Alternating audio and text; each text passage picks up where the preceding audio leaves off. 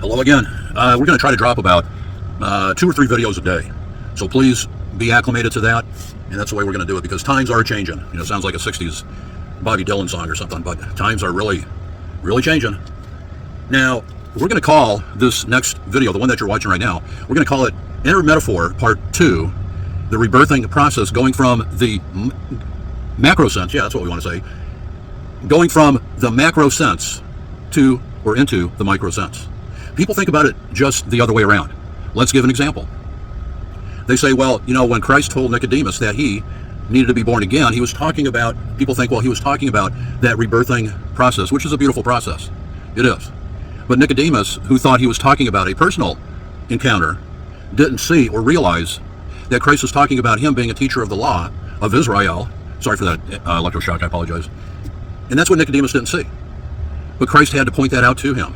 So Israel needed to be reborn again. Christ even gave the physical manifestation of that word picture at the cross, that Nicodemus hopefully realized right there on the spot, that he, as a teacher of the law of Israel, in other words, vis-a-vis, what needed to be done, i.e., was that Israel, as an incorporation, if you want to call it that, as a body of believers, as the chosen, they needed at the cross of Christ, because he said, Father, I've lost none for the Last Supper, that they, as Israel, as a body of people, needed to be born again. Did that happen at the cross? It did. And then you had the 3,000 and the other increments of believers that were transitioned over at Pentecost and after Pentecost down through the ages till now. But that original word picture that Christ gave Nicodemus was all about the macro sense, not the micro sense like Nicodemus thought, again, to point that out. But Christ is talking about the macro, the big picture sense, which makes total perfect sense. Now, this will lead somebody into the area of believing, well, not the way you're presenting it. Oh, okay. Well, here's the thing. God's a faithful judge and a fair judge. People will be, to whom much is given, much is required. Now, if people don't hear this message, then they'll be judged on what they knew when they knew it. Because God is supernatural, goes beyond the limitations of time or space. That's what eternity is all about. But for the original metaphoric application was on Israel as an incorporated group of people, as a whole. And for people that are born again, fantastic, fantastic. You know, just like anybody else, you'd be judged on what you knew when you knew it. God's not a respecter of persons, but God does have his chosen few, where even Christ pointed that out. He said, you haven't chosen me, I've chosen you. The 144,000 point these things out. But to whom much is given, much is required.